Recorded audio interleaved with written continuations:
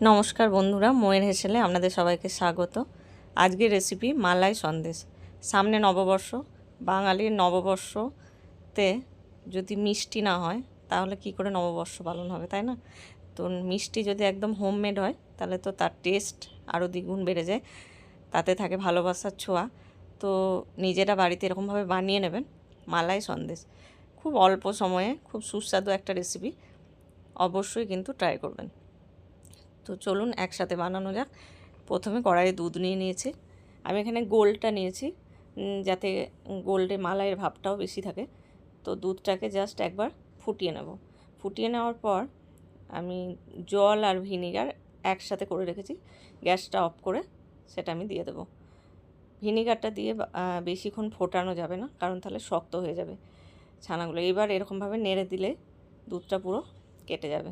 ছানা তৈরি হয়ে গেছে। এবার আমি একটা ছাঁকনির মধ্যে এটা ছেঁকে নেব। আপনারা চাইলে ছাঁকনির ওপর একটা সুতির কাপড় দিয়ে তার মধ্যেও ছেঁকে নিতে পারেন, যেটা ইচ্ছা। মোট কথা হচ্ছে জলটা যাতে ভালো করে ঝরে সেইটা খেয়াল রাখতে হবে, সেটা আপনি যেরকম প্রসেসেই করুন না কেন। তো এরকমভাবে ছানাটা ছেঁকে নেওয়ার পর একটু নর্মাল জল দিয়ে ধুয়ে নিয়েছি, যাতে ছানার মধ্যে কোনো টক ভাব না থাকে। যেহেতু আমি এটা ভিনিগার দিয়ে ছানাটা কাটিয়েছি, ভিনিগার বা লেবু যে কোনো কিছু দিয়ে কাটালে এরকমভাবে জল দিয়ে ধুয়ে নিতে হবে।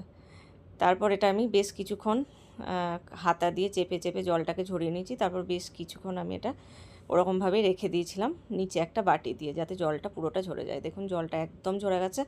এবার এরকমভাবে খুব মসৃণভাবে এরকমভাবে মেখে নিতে হবে।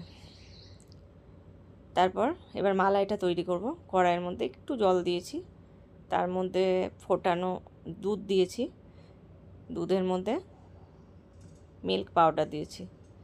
আমি এখানে যেটা 10 টাকা প্যাকেট পাওয়া যায় ওটা একটাই দিয়েছি। এবার এটা ভালো করে মিশিয়ে নিতে হবে যাতে দলা পেকে না যায়।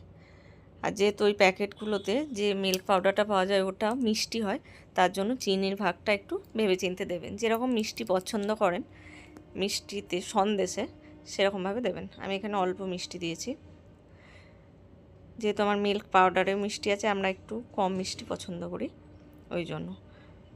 এবার সব শুদ্ধ ভালো করে মিশিয়ে নেব। তারপর যে ছানাটাকে আমার মাখা আছে ওটা দিয়ে দেবো এই মালাইয়ের মধ্যে। এবার এটাকে ভালো করে মেখে নেব। এবার এটা একটু ঘন করব, ফুটতে দিতে হবে, কিন্তু খুব অল্প আঁচে এটা করতে হবে যাতে কোনোভাবেই ধরে না যায়। ওটা তো একদম সব সময় খেয়াল রাখতে হবে, আর বারবার এরকমভাবে নাড়তে হবে যতক্ষণ এটা একদম টাইট একটা মণ্ডতে পরিণত না হয়। কিছু এলাচ এখানে আমি থেতো করে দিয়েছি, এটা একদমই অপশনাল। এলাচের গন্ধ যদি ভালো লাগে মিষ্টির মধ্যে তাহলে অবশ্যই দেবেন।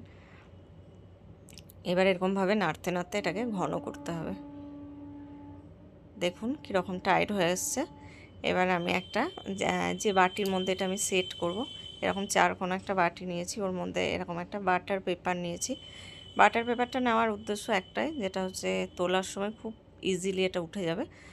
আপনারা যদি বাটার পেপার না থাকে বাটির মধ্যে একটু ঘি, গাওয়া ঘি বা খুব সামান্য একটু বাটার বা সাদা তেল, সাদা তেল না দেওয়াই ভালো, তাতে ফ্লেভারটা একটু অন্যরকম হয়ে যাবে। বাটার বা ঘি ব্যবহার করতে পারে।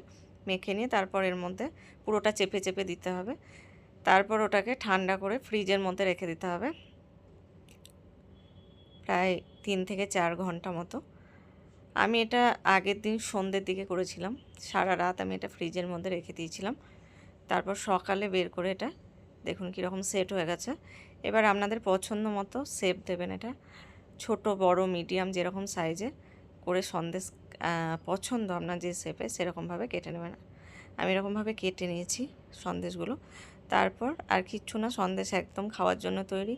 জাস্ট এটাকে আরও একটু সুন্দর করার জন্য ওপর থেকে একটু পেস্তা কুচি করে দিয়েছি, যাতে একদম দোকানের মতো দেখতে সুন্দর হয়। ভিডিওটি ভালো লাগলে লাইক করবেন, শেয়ার করবেন, রেসিপিটি অবশ্যই ট্রাই করবেন এবং রেসিপিটি ট্রাই করে কেমন লাগলো অবশ্যই জানাবেন।